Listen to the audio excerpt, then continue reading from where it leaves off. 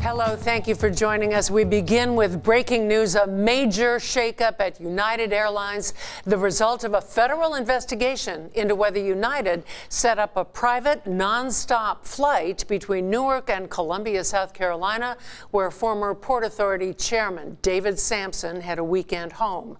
United CEO Jeff Smisek is out, as are his vice presidents of communications and government affairs. Joining me is chief political correspondent Michael Aaron. What do you make of this, Michael? Well, this is potentially big news in that it brings David Sampson back into the news after a 4 or 5 month hiatus. United Airlines is the most important tenant at Newark Airport, run by the Port Authority of New York and New Jersey. It's been reported widely that there is a federal investigation into whether United Airlines improperly sought to influence the Port Authority.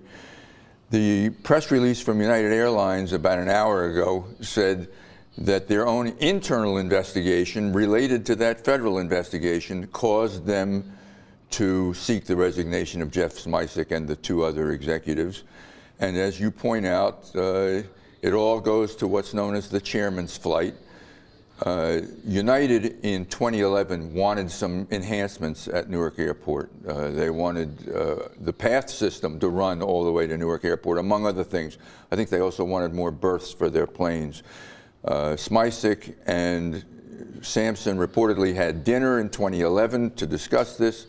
Sampson joked that he had a weekend home in Aiken, South Carolina that he had trouble getting to. Smisek said maybe we can take care of that. Fast forward a couple of years, right after Chris Christie was re-elected governor, about a week later, there was a big press conference at Newark Airport to announce that United was flying into Atlantic City and that this was further good relations between United and the Port Authority. Joining us now by phone, Michael, is the co-chair of the Select Committee on Investigation, Assemblyman John Wisniewski. Assemblyman, what do you make of this?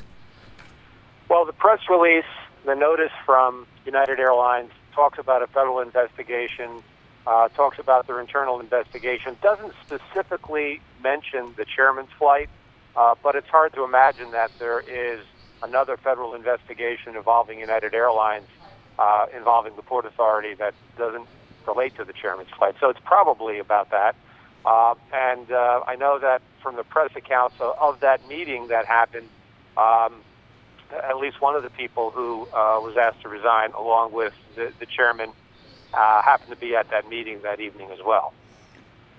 John, it's Michael Aaron. It seems to me that David Sampson and Bridgegate have been out of the news for 3 or 4 months.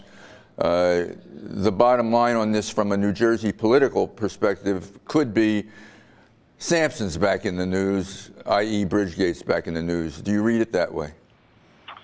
Well, certainly it was the Bridgegate investigation that ultimately led to the series of questions that ultimately led to the revelations about things such as the chairman's flight and other issues. And so this is not something that's directly related to the lane closures, but tangential. But it underscores the dysfunctionality that has existed at the Port Authority for a long time, where people in positions of authority thought they could utilize the authority given them, their position at the Port Authority, for their own benefit. Will you be rolling this into your continuing investigation? Well, the U.S. Attorney's Office is doing a fantastic job in investigating this. We certainly don't want to step on whatever they're doing. Remember, our investigation is about fixing the problem at the Port Authority, legislative reforms that would make this impossible to happen again. So there's still a lot of work to be done in that regard. Reform legislation between the 2 states is stalled. There's a difference of opinion as to how to approach it. But I think what this does show is that there is a need for top-to-bottom reform at the Port Authority, from changing the way the commissioners are appointed to the whole governance structure. It doesn't clearly work for the benefit of the people right now. And this is just one more piece of evidence that shows how it doesn't work. John, you mentioned the dysfunction at the Port Authority. Hasn't that been addressed and smoothed out by John Degnan in the year that he's been the chairman?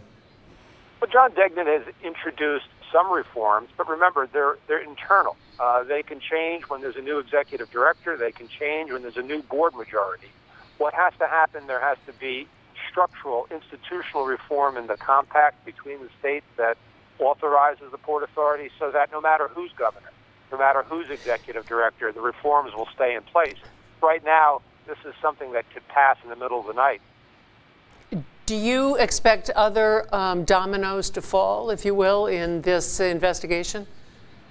Well, it's very hard to predict what will happen next. Clearly, internally, United Airlines looked disfavorably upon the conduct of their CEO and others in their organization, and even agreeing to that accommodation that existed called the chairman's flight. And so we don't know what else was uncovered in that investigation. We don't know what else Mr. Fishman is looking at. I think it's one of the things that we have to stay tuned. We have to look at the details as they are known to us by either further announcements by any of the parties or other items that come up in our investigation. All right. Thank you very much, Assemblyman John Wisniewski.